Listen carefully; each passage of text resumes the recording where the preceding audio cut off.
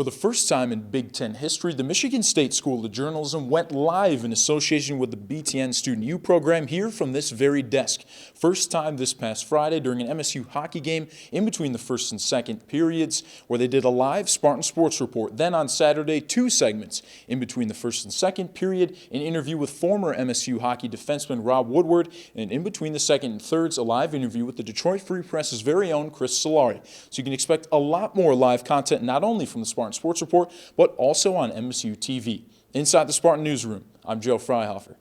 For everybody here on campus in East Lansing, there's only one thing on their mind: spring break time, heading down to Florida and perhaps that special beach chair spot. But you won't get away from East Lansing too easily. As you can see all around me, heavy snowfall, which is expected to continue until 8 p.m. tomorrow. Temperatures have dropped to around 29, even 28 degrees, and we can expect wind gusts up to 28 miles per hour through today and the rest of tomorrow. So be careful, as there will surely be some icy conditions out there on the roads, and have caution as you're driving around getting through the rest of this week. Here reporting for MSU TV in the Spartan Newsroom, I'm Joe Freihofer. Oftentimes in Michigan State's biggest games, it's usually Cassius Winston with not much other help. But here tonight, Xavier Tillman, especially Aaron Henry with 17 points, stepped up here big to get the victory over Iowa and give Michigan State a little bit of excitement, that momentum heading into a very tough road game coming up this weekend against the Maryland Terrapins. Now, Cassius Winston took over in that second half, just splashing from deep, driving into the rack and getting some nice finishes. Xavier Tillman's defense overall just encapsulated tonight's performance and spurred Michigan State moving forward into the final stretch of their Big Ten schedule.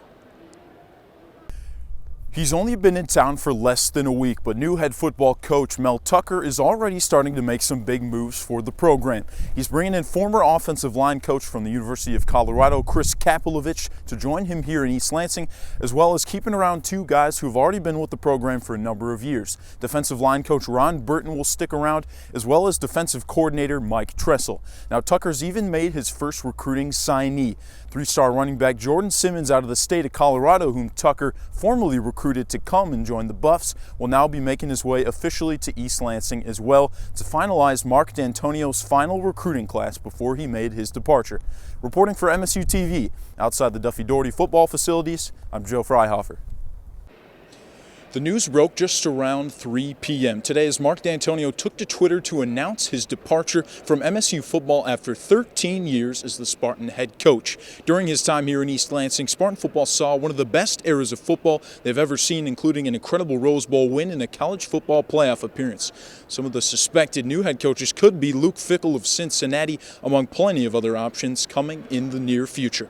La Liga club Espanyol have suspended 12 supporters after subjecting Athletic Bilbao striker Iñaki Williams to several racist chants during their league match just a few days ago.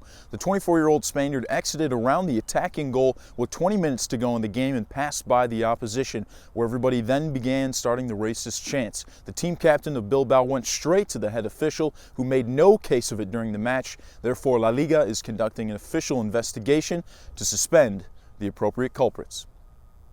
After an 8-game win streak that included a career high for Cassius Winston against the University of Michigan and 5 double-doubles for Xavier Tillman over the stretch, everything unraveled this past Sunday when the Michigan State Spartans fell to Purdue over in Mackey Arena, making it their worst loss of the season, 71-42. However, this side here, this coming Friday inside the Breslin Center, has a chance to respond when the Wisconsin Badgers roll into town for a 7 p.m. tip.